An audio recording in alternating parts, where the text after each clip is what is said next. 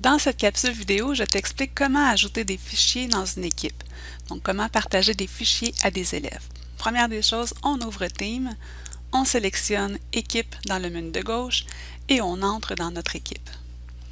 Lorsqu'on est dans notre équipe, on décide si on veut ajouter les fichiers dans un canal en particulier. Si c'est dans le canal général, donc si on a juste un canal, c'est général, il n'y a pas de problème. Donc, on va aller ensuite dans Fichier.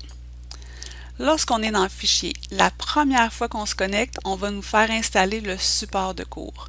J'explique la différence entre ce qui est à l'intérieur du support de cours et les autres dossiers qu'on pourrait se créer en faisant Nouveau et en choisissant Dossier.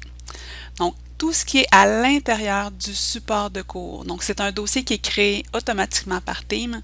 Donc, tout ce qui se retrouve à l'intérieur de ce dossier-là, les élèves ne peuvent pas le modifier. Ils peuvent seulement le consulter ou télécharger les documents.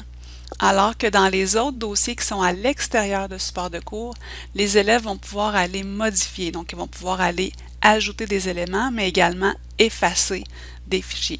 Donc, on utilise principalement le support de cours pour mettre nos fichiers à l'intérieur.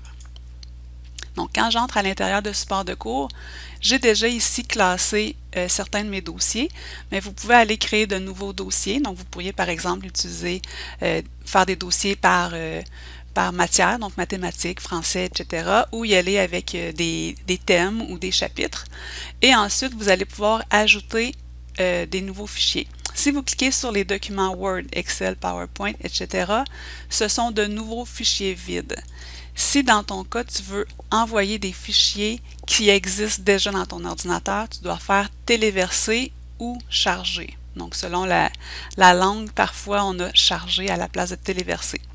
Donc, quand j'appuie sur téléverser, je peux choisir de téléverser des fichiers ou un dossier.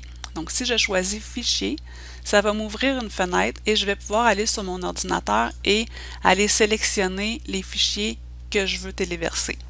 Pour en sélectionner plusieurs, je peux utiliser la touche CTRL si les fichiers sont espacés, ou je peux cliquer sur le premier avec la touche Shift de mon clavier et sélectionner plusieurs fichiers.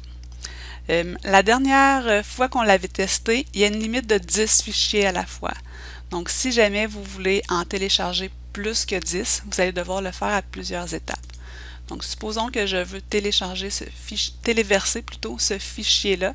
Je le sélectionne et je fais ouvrir. Donc, ce que ça fait, c'est que le fichier, ici, on voit chargement de un fichier. Une autre façon pour charger rapidement des fichiers, si j'en ai plusieurs, c'est de réduire ma fenêtre et d'aller les sélectionner. Je pourrais, par exemple, prendre tout le dossier et le déplacer. Donc, je clique et je le déplace dans ma fenêtre. Donc, ce que ça va faire, c'est que ça va copier tout le dossier à l'intérieur et dans ce cas-ci, il n'y a pas de limite de 10, donc on peut faire ça plus rapidement.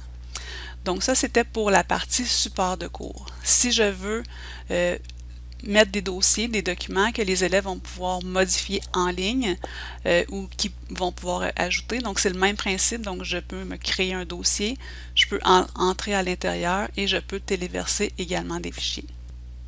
Pour les enseignants qui veulent ajouter des documents qui peuvent être modifiés et d'autres non dans des dossiers qui sont à l'extérieur de support de cours, il va falloir utiliser SharePoint. Il y a une capsule vidéo qui va traiter justement de ce sujet.